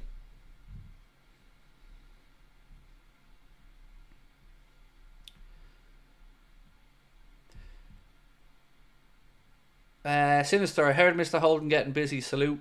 Yep, and I said to you guys yesterday, I wanted to do the hot water stuff so much that I turned down a $6,000 payday for that same day elsewhere because I wanted to do the hot water show at a fraction of the money, because it's not about the money for me, it's about being in the right place with the right people. And I swear to God I was offered £6,000 to do an alternative event, but I wanted to be at the hot water, and they made it happen, and I'm delighted. Are you into WWE? Not as much as I used to be. You know, I try to keep up these days, but when I was growing up, yeah, big time. Went to loads of wrestling events, watched it every single week. As a young kid, bet the shit out of me dad, who, you know, lay on the ground and let me try out all the wrestling moves and jumping off all the stuff. Yeah, man, I loved it. And I'd seen the Renew Mo Salah sign. It was on SmackDown the other night. Somebody showed me that, which is brilliant as well. Paul said, can you realistically see Madrid selling Alvarez? No, I can't. If it was maybe a couple of years down the line, perhaps. But 1 year after they agreed a €95 million fee, and Alvarez has been a success at Atleti. So, no, I can't see them selling. And look, their sporting director, I think it was, came out and said that they're not selling. But, you know, let's wait and see. I think ISAK is more achievable than Alvarez. But if you wanted me to pick one, I'd pick Alvarez. Ash said, booed Ronaldo, Bale, made 100 million plus signing and wanted Mbappe. Got Mbappe and we're slating him for the first few months. Good luck, Trent. No doubt we'll see him sprinting back when he loses the ball. It's his decision to make. But do you know what really gets to me the most? And people are going to laugh at me when I say this, and I almost understand them laughing at me when I say this. But to me as a Liverpool fan, growing up idolising Liverpool, Real Madrid isn't bigger to me. And if I was a local lad who came through and played and represented Liverpool, it wouldn't even enter my thought process to want to leave that club to go to Madrid. Liverpool to me are the biggest club in the world, the best club in the world, the best fans in the world, the biggest heart in the world, the greatest city. I love everything about Scousers, the city, the people, what makes them tick, their fighting spirit, their kind-heartedness, their sense of humour. Everything about the city I love. And I can't imagine, I don't give a shit. People are going to say, right, they're a bigger club, fair enough. But what's bigger?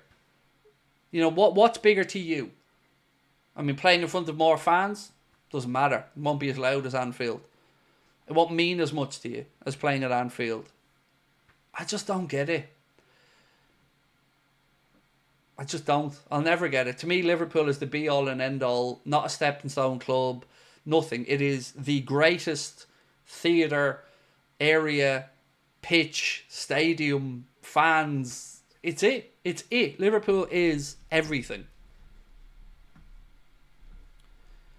And I'm not a Scouser. So I can only imagine that being multiplied. If let's say, for instance, there was a team in Dublin that was playing in the Premier League, and I got to play for that team in Dublin, and got to play in the Premier League, and got to win stuff. I'd never want to leave, ever. That would be it. I would be the one club man, and I would live the dream, and I would look back on it, and I would proudly walk around my city when I was 50, 60 years of age, and people would look at you with a love and an admiration that was untainted. And that's the part that I really feel sorry about the most, is whatever Trent thinks is going to happen, the gloss has been taken off his Liverpool career. Doesn't mean people won't still respect what he did, of course. People will still respect his achievements and what he gave to the club. That should be a given. But when Jamie Carragher said you'll be thought about differently, he's not lying.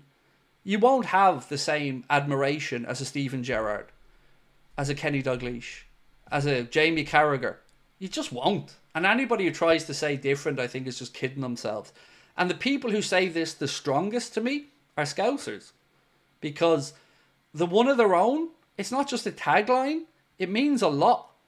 It means a lot to the great city of Liverpool to have their heartbeat out there on the pitch. To have their boy who grew up dreaming about it, who stood on the wall outside Melwood looking up over it, watching players train, who's been at the club since he was 6 years of age, who only knows the love and admiration of Liverpool fans. It just all feels so...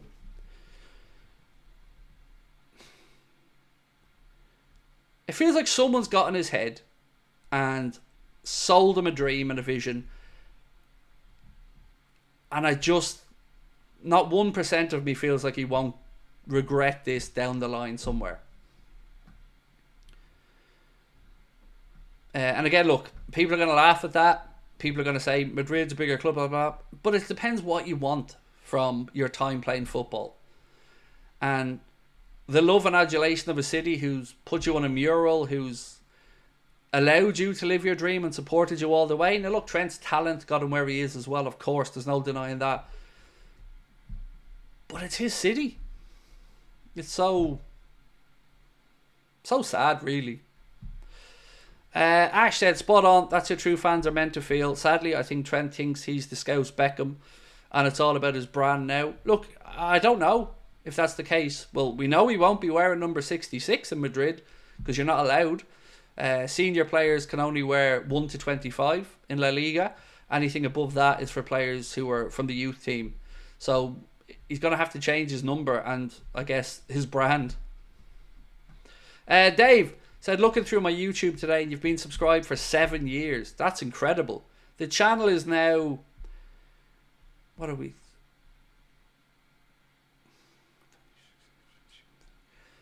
I think the channel's now 8 years old, I think. And you've been there for 7 of them, man. That's amazing. Paul said, no club's bigger than ours. It really does mean everything. You definitely got to get your pizza this time, Craig. I have to, man. I have to. Horder said, I played for my home club, and despite offers, I could never leave. So, I played for my home club, Bellevue Shankill, and I played there since I was 8 years of age. And at 15, I decided to move to another club. And I moved to a club that were in a division higher, that were a far higher level, and that it would have allowed me to be under the microscope. And I instantly regretted it.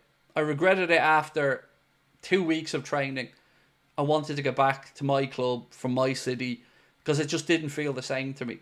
And that was just junior football, no money involved. And I wanted immediately back. So much so that I basically left the season until the next transfer window and trained and watched my old club and then re-signed and played for them because I missed it so much.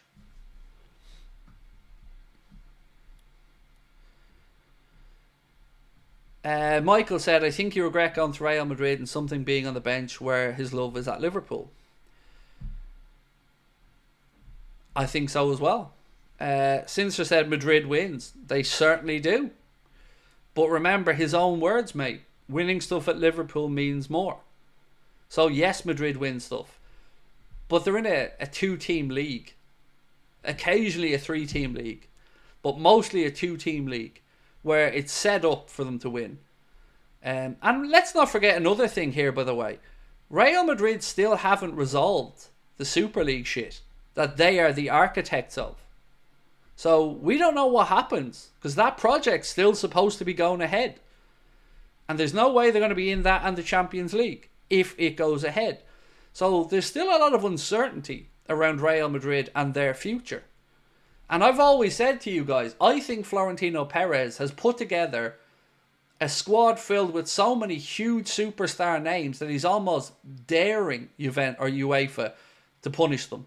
And go, so you want to stop these guys from playing international football or playing in UEFA events? You want no Kylian Mbappe, no Vinicius Jr., no Jude Bellingham, no Valverde, no Rodrigo.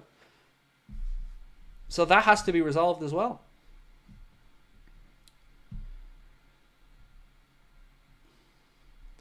Dave Sharple said, do you know Joey Malone at Shelburne? He's married to an old friend of mine. I don't, Dave. No, I don't.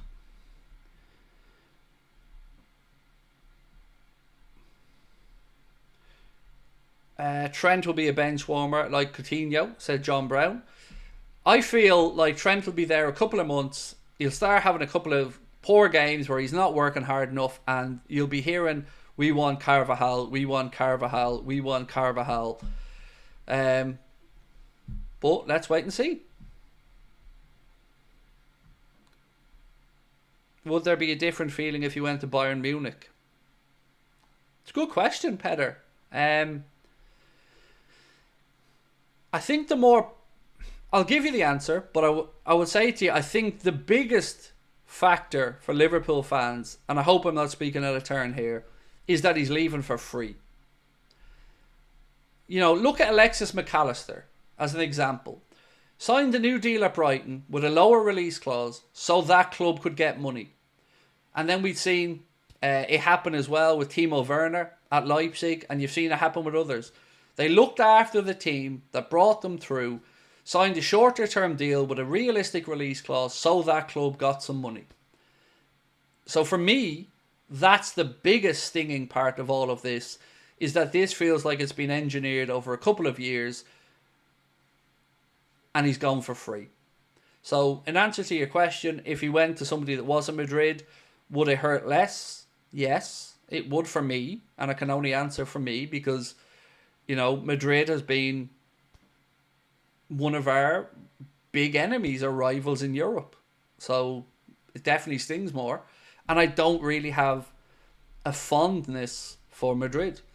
You know, I have more of a disdain for them than anything, to be honest.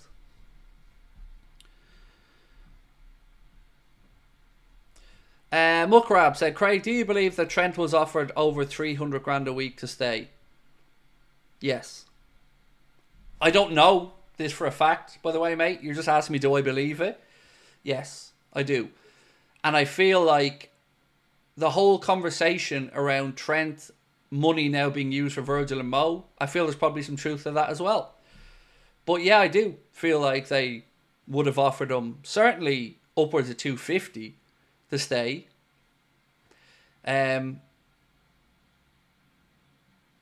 Yeah, I do.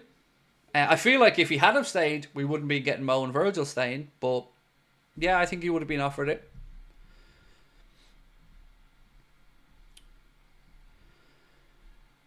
What have we got? Daniel said that's because McAllister's a proper man, not like, I'm not going to use the words I did before Trent, but not like Trent. Who would you prefer to go through, Arsenal or Real Madrid?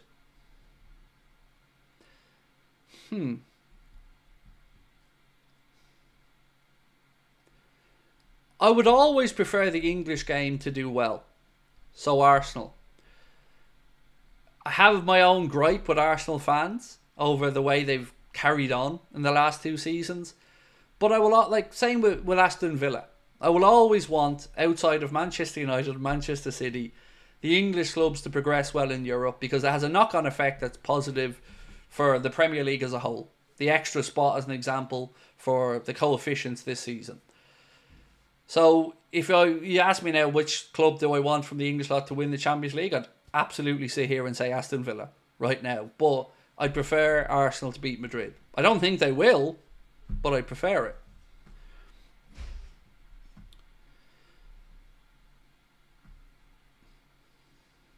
So I see a couple of people are speaking about the tax in Spain. And whilst I'm not going to sit here and pretend to be an expert on Spanish tax, do remember one thing though.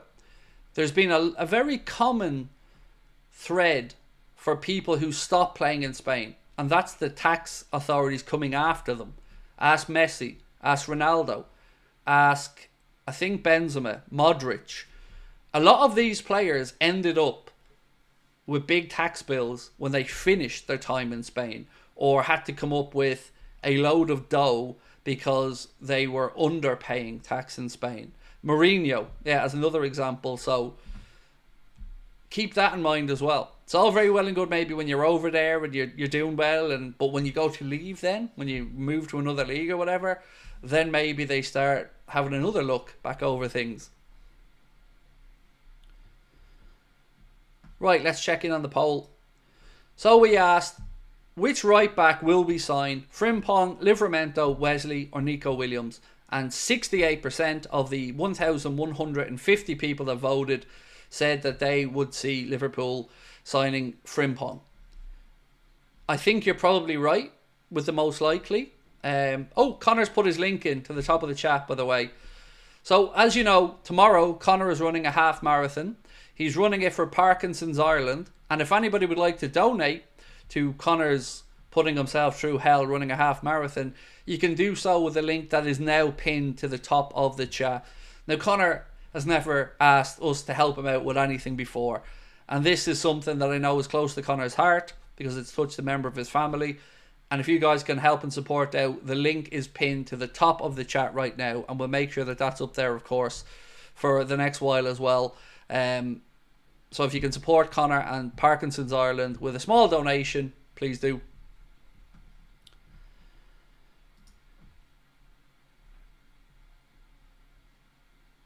Finty Tin, how are you, bro? Said better Mo, Virgil stay and Trent go.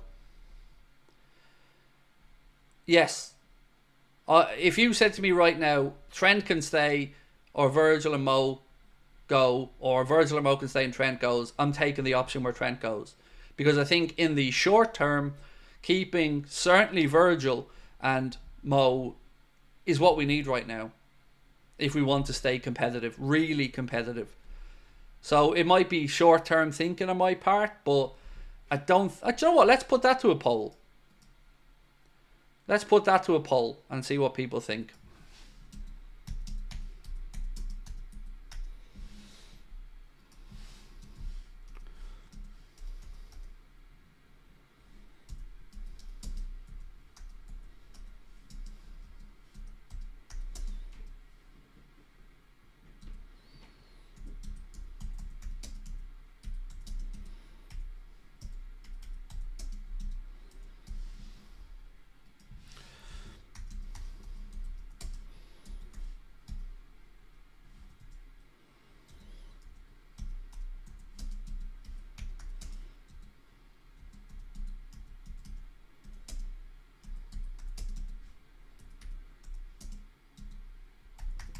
Right, so 2 options. Pick one.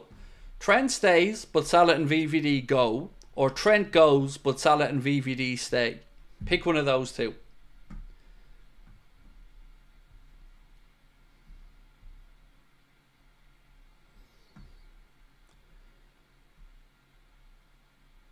Sam, no, you're not banned, mate. Not at all. Your comments in there, bro. And you're a member as well. Appreciate that. Could you imagine how many goals we would have had if we had 9, if we had a decent 9 with Mo? Yeah, a lot. A lot. Like, imagine ISAK and Mo in the same front line and throwing Gakpo on the left side as well. It would probably just be ridiculous, mate. It'd be an incredible amount of goals. So look, I should be finishing up now, but if you're happy to stick with me, I'm going to stay on till 10:30, if everybody's happy to stay along with us. Because it is Saturday night after all, ladies and gents. And if you can't, do drop a like on the stream for me as well. Appreciate your support. So FSG are now going to offer Mo and Virgil more money. Yes, that's been the reports, Paul. Let me take you back to yesterday, actually. 1 second, mate. I'll get you some of the stories from yesterday. Right, so this story said... No, that's a different one. 1 second.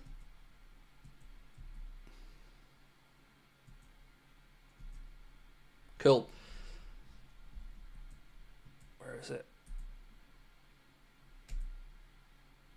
So this piece from the Mail said Mohamed Salah is close to extending his stay at Liverpool.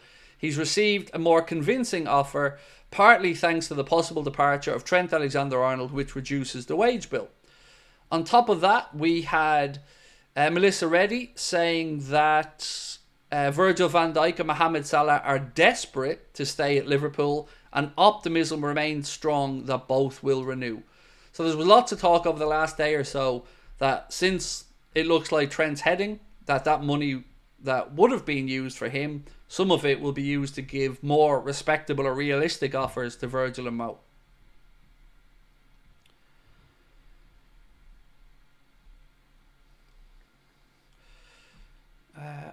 Couple more comments. Where are we?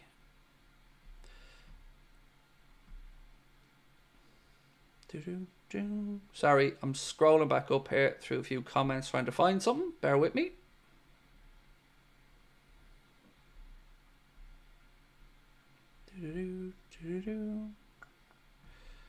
Have I missed something here?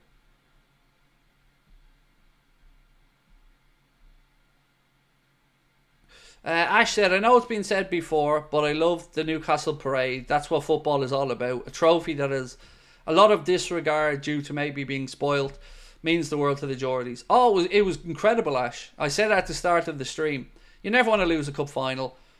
But we lost the cup final to a team who couldn't have been more over the moon to win the trophy. You've seen what that meant to Newcastle today. And it was incredible to look at. To think that was a League Cup. Newcastle fans have been starved of a trophy like that for 70 years, and they showed up and poured out love to Eddie Howe and his team. And, you know, it's probably the best scenario we can have, having lost the final, to see a good city like that with good people celebrating their football club. It was nice to watch. It was. As sad as it is for us that we lost it, God, it's not like it went to a team that didn't give a damn about it. The city absolutely overpoured with emotion today. It was a good watch.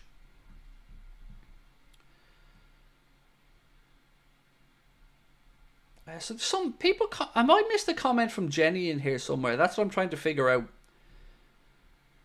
I'm scrolling back up because a lot of people are mentioning Jenny in the comment, and I just feel like I've missed something important or something.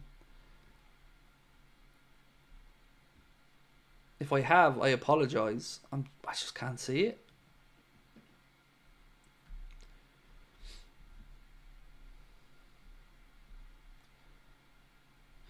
Oh, you got some edibles today and some Cali stuff, Dave. We got some Uncle Snoop stuff when we were over in Spain in the club.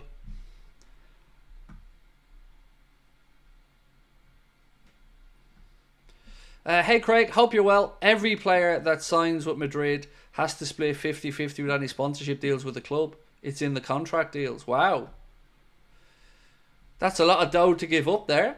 But, you know, it seems like, at least according to Romano and reports, Madrid told Trent it has to be done on their terms. And he instantly, according to Romano, accepted. How many years do you think for Newcastle to start competing for the Premier League title? 5. 5 properly, because if they're to stay within PSR and stuff like that, they're going to have some continuous seasons in the Champions League and build squad up. So yeah, I think 3 to 5 years is feasible for them to be challenging. But they have to get a lot of stuff right to do that.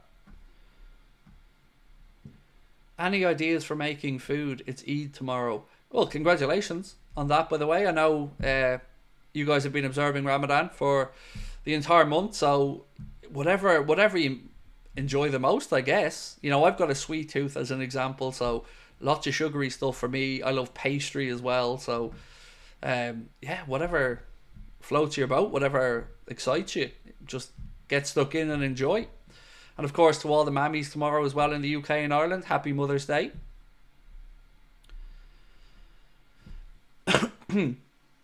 Dave said, Craig, you never know, maybe some edibles in your goodie bag. Dave, I can't be doing that, mate, when I'm driving.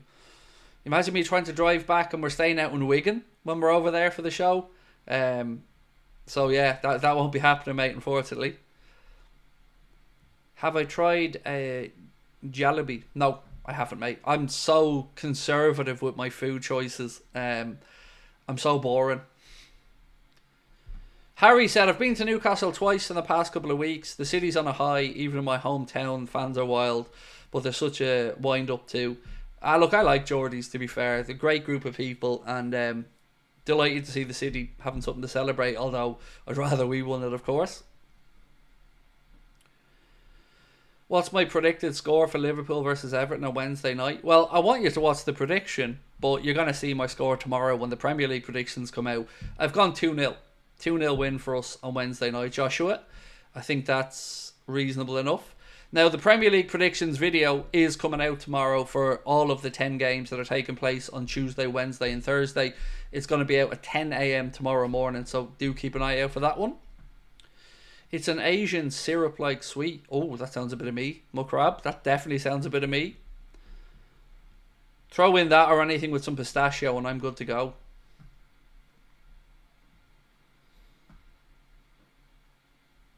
F1 David, sorry I missed this comment originally, mate, said, how are you? Just wanted your thoughts on Mo Salah's recent story on Instagram. Yeah, we were discussing it a little bit earlier on and just trying to figure out, you know, is it just 4 Liverpool players hanging around? A bit of downtime? Is there maybe something to it? You know, is Mo trying to convince Trent to stay? I don't know. You've got 3 of the 4 players there who need contract renewals. And then obviously Dom as well. Maybe they're celebrating Dom's wedding. I don't know. But it's interesting.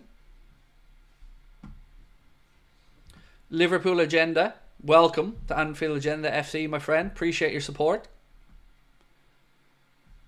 So let's check in on the poll.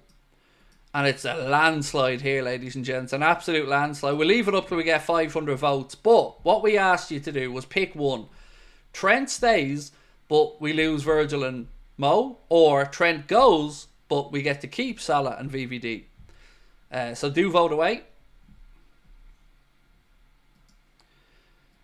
David said, hey Craig, just coming in from work commitments. Any good news on the contracts? Nothing brand spanking new, no. But at this point, I'm very, very, very, very confident we'll see Virgil and Mo stay. And I wasn't that confident on both of them a few weeks ago. But I do think the knock-on effect of the Trent stuff should see them get the contracts. But it was really interesting yesterday from what Melissa Reddy said. We did discuss this yesterday, but there was one aspect of what Melissa Reddy said that I guess is a little bit surprising. 1 second.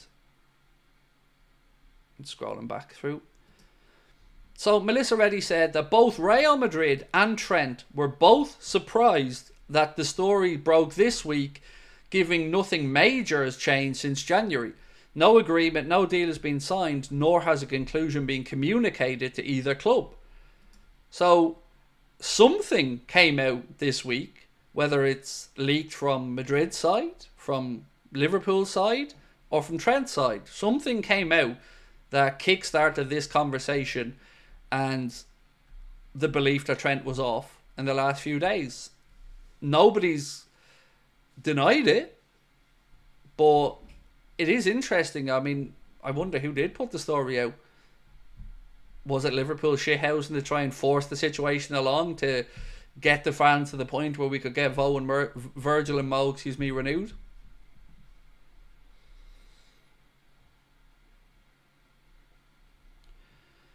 Dave said, how did I buy chocolate bar or pistachio?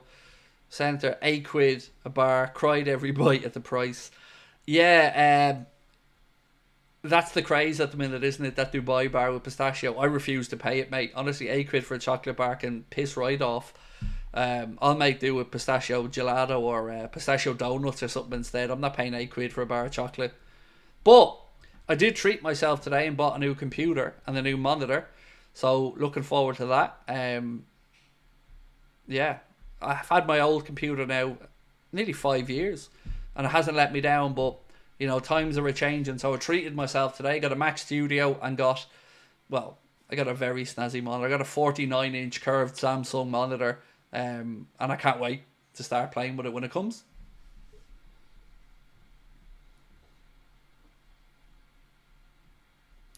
Ash said, for me, I think these players are leaving, or at least they're open to offers for Kelleher, Costas, Trent, Gomez, Endo, Morton, Elliott, Diaz, Jota, Nunes. I don't think we'll lose all of the final three, but I think we might see two of them go. Apart from that, I don't really have too many disagreements, Ash, with the players you've listed. Kelleher, that's reasonable. Costas, again, expected to move on at left back. Trent, well, again, yes. Gomez, I think, may angle for a move away. Endo, there's seemingly some legs to the stuff at Eintracht Frankfurt. Tyler Morton, it would make sense if Arne Slot doesn't feel his long-term future will be at Liverpool, maybe sell him on. Elliott, we've been told by Melissa Reddy that the club are going to be listening to offers for Elliott this summer. So yeah, I think you've probably put a fair assessment in there, Ash. Craig, have you seen the video of that guy waking up at 3 a.m. and using a banana on his face? Oh, I can't say I have, mate.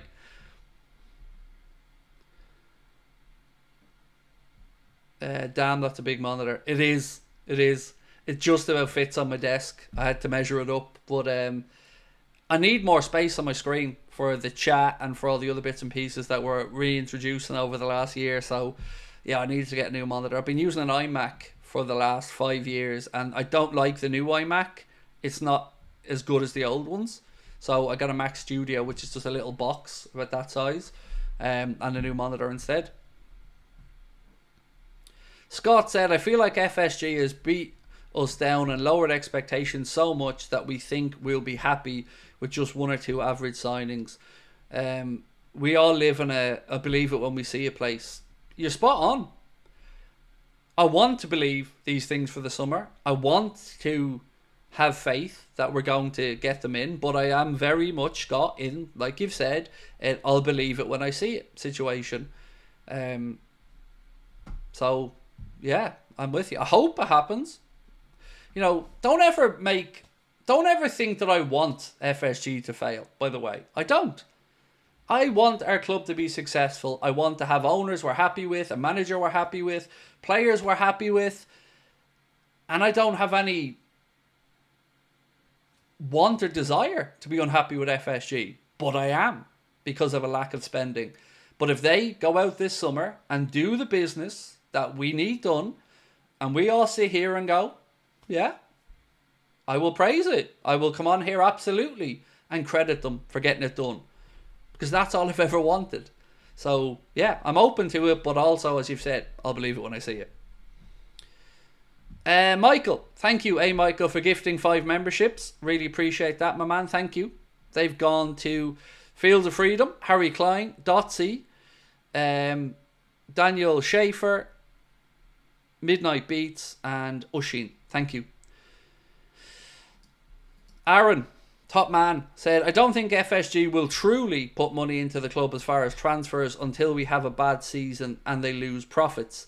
They see it strictly like a business. Well, it's no coincidence to me, Aaron, that when we didn't get Champions League football, they went out and rebuilt the midfield with Soboslai, McAllister, Gravenberch, Endo. And that was the season we didn't get Champions League football. So yes, I agree with you. But they can't keep blagging through windows without spending. And this summer there is a clear need for us to refresh some areas of the squad. And the manager's had time to look at the squad for a whole season now and figure out who he feels he can trust and not trust. And if the owners don't back him, it's going to be pretty clear for us all to see.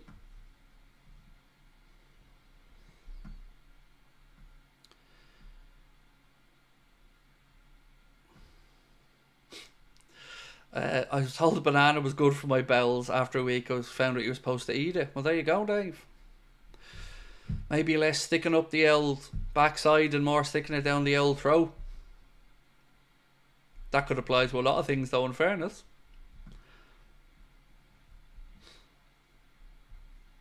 And feel free to insert a "that's what she said" in there if you'd like as well.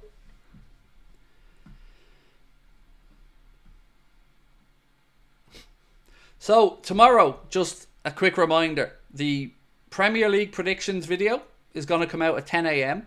We'll have a news video coming out at 4 o'clock as well, 4:15 in the afternoon. And then, of course, we'll be live tomorrow night for the late night agenda.